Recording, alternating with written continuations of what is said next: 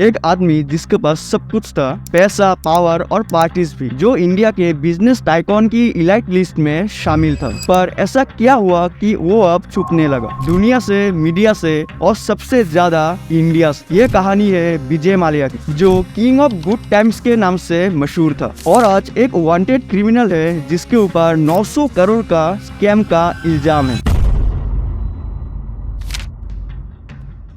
विजय माल्या का जन्म 18 दिसंबर 1955 को कलकत्ता में हुआ था। उनके फादर विट्ठल माल्या एक रिनॉन इंडस्ट्रियलिस्ट थे, यूनाइटेड ब्रेवरीज के चेयरमैन, यानी बड़े लेवल पर शराब बेचते थे, और उनके मदर थे ललिता रमाया। विजय ने अपनी एजुकेशन कोलकाता के ला मार्टिना स्कूल और सेंट जेवियर कॉलेज से की है। इंटेलिजेंट थे पर थोड़ा फ्लैम्बॉयंट और बोल्ड नेचर था बचपन से, और अपना पैसों का फ्लेक्स करना भी उनकी हॉबी थी। 1983 उनके फादर की डेथ के बाद सिर्फ 28 की एज में विजय माल्या बन गए chairman of the UB group. Business तो उन्होंने अपने फादर से सीखी थी, लेकिन उन्होंने अपनी डिफरेंट इमेज अपनी मेहनत पर बनाई। बोल्ड किस्म के लग्जरी लाइफस्टाइल प्रेफर करने वाले एक फ्लैशी बिजनेसमैन।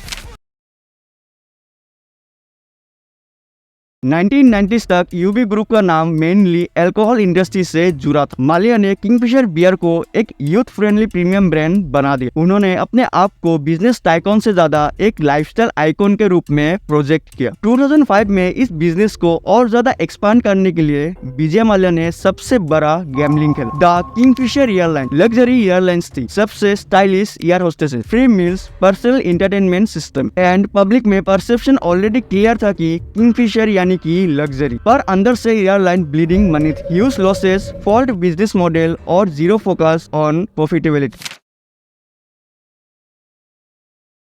किंगफिशर एयरलाइंस का एक्सपेंशन एग्रेसिव था। उन्होंने low cost carrier Deccan air को एक्वायर किया, जिसका खुद का मॉडल फेलिंग था। फ्यूल प्राइसेस बढ़ रहे थे, Indian aviation industry crash mode में जा रही थी, but Mallya keep spending. Airline ने कभी प्रॉफिट कमाया ही नहीं। विजय माल्या ने 13 बैंक से 900 करोड़ के लोन्स लिए थे, बिना सॉलिड डॉक्यूमेंट के। हमारे यहाँ छोटे से लोन के लिए काफी वेरिफिकेशन की जाती है, तो विजय माल्या ने इतना लोन कैसे लिया, ये पॉसिबल कैसे था? ज्यादा उनका रेपुटेशन, ब्रांडिंग और पॉलिटिकल कनेक्शन है। बैंक्स ने सोचा कि ऐसा फेमस फिगर पैसे रिटर्न देगा ही, पर विजय माल्या ने एक पैसा भी वापस नहीं करी।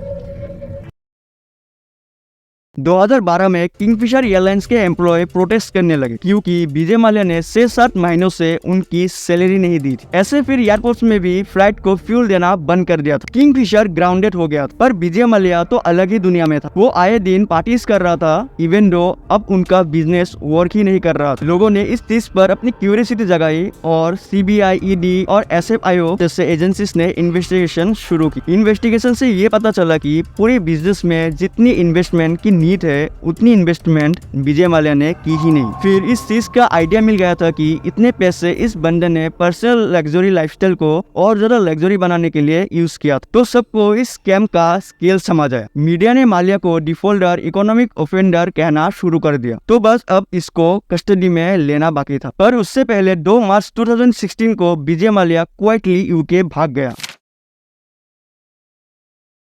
यूके में माल्या ने एक पैलेशियल बंगलो रेंट में लिया, लग्जरी कार्स खरीद और बोला, I am not a criminal, I am a victim of political vendetta. लेकिन इंडिया ने यूके गवर्नमेंट को एक्सट्रेडिशन रिक्वेस्ट भेज दिया। 2019 में यूके कोर्ट ने माल्या को गिल्टी डिक्लेयर कर दिया, लेकिन एक्सट्रेडिशन डिले होती रही due to asylum claims and legal loopholes. India में उनका नाम फ्यूगिटिव इकोनॉमिक ऑफेंडर एक्ट के अंदर लिस्ट हो गया, एसेट्स फ्रीज हो गए, लेकिन लोन का पैसा अभी तक फुल रिकवर नहीं हुआ। आज विजय माल्या अपनी यूके मेंशन में एक इनविजिबल केज में बंद है, वापस इंडिया आने से बच रहे हैं, लेकिन दुनिया उन्हें बिजनेस डिजास्टर, फाइनेंशियल फ्रॉडर के रूप में याद करती है। ये कहानी एक फेल्ड बिजनेसमैन की नहीं, ये कहानी है ego driven great, fault governance और मिसप्लेस्ड ट्रस्ट की। जब ब्रांड इमेज रियलिटी पे भारी पड़ती है तो पतन सिर्फ इनोवेटेबल और डेंजरस होता है। इन द एंड आपको क्या लगता है? What was the lesson?